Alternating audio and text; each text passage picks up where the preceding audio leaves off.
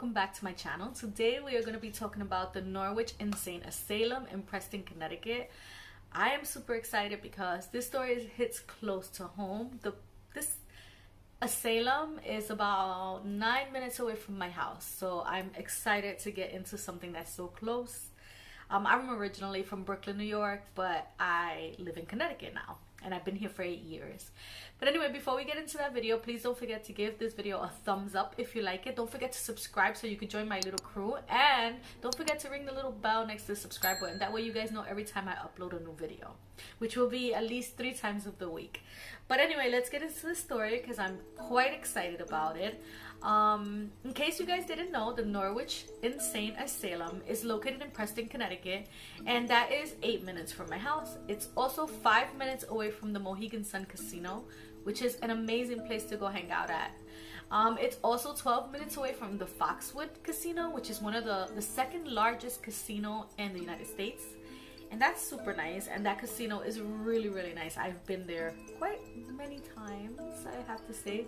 I like Mohegan Sun more, but Foxwood is really good as well. They have a shopping area, they have like the outlets in there and stuff like that. They have like plenty of food, and they also have, of course, the casino. They have bingo night. They have so many amazing things. But anyway, so the hospital, or the asylum, it was originally called the Norwich State Hospital, but then it was shortened to the Norwich Hospital. But it's also known as the Norwich Insane Asylum. But we're just gonna call it the Norwich Hospital for short for the rest of this video. So it was a psychiatric hospital, and it opened in 1904. It also remained operational until October 10 to 1939. It was the home to many psychiatric patients and chemically dependent patients. And then from 1931 to 1939, it housed tuberculosis patients as well. It began with one building with 100 acres of land. And then it later expanded to about over 30 buildings and 900 acres of land. That's a lot. It's a very big place. And it's a really beautiful location. It's really pretty. It's right on the Thames River, which is amazing and beautiful. It's in a great area, great location. And nearby there, they have a lot of things to do. Like a lot of tourists come there to look at, like the museums are over there. There's an aquarium over there. There's lots of things to eat. There's shopping area. It's really nice. On October 1904, held 95 patients. They also made like housing for the physicians and the nurses, all the workers there.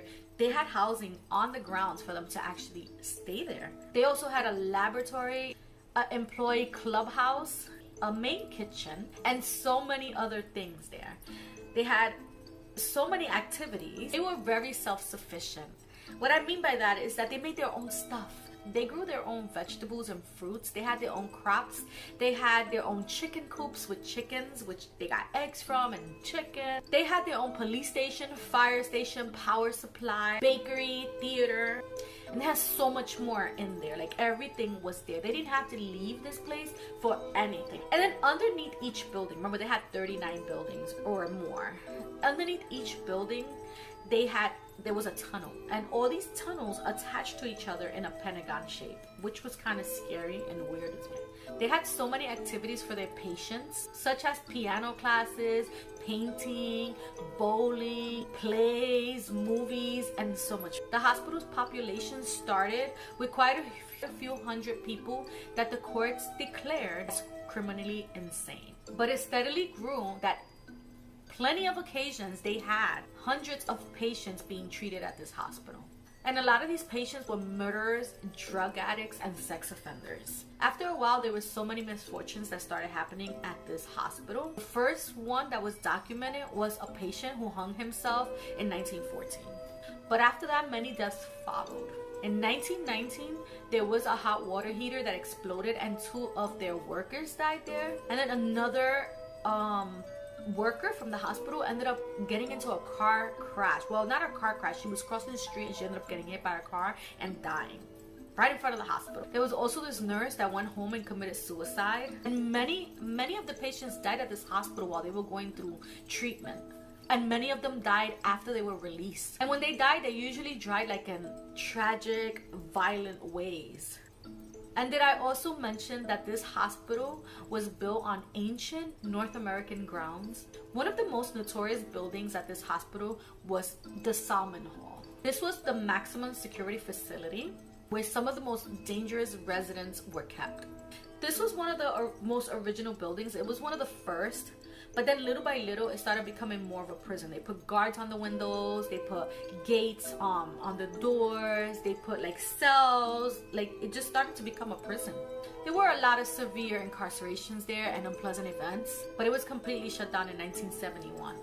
If the reputation of this hospital wasn't already troubled enough, over the years there was numerous reports, documented reports and investigations. The investigations and the reports went into cruelties that were happening at this hospital by the staff. These reports were saying that a lot of the people that were there were beaten, starved, and sexually abused. They were restrained, they were confined like alone for a long time. Some patients were even being put on ice, whatever that's supposed to mean. After a while, there were reports of nurses saying that they saw small children in the second floor running around, but there was only one entrance into this building, so there obviously wasn't any kids there, so they were assuming that these were ghosts, and people started saying this hospital was haunted.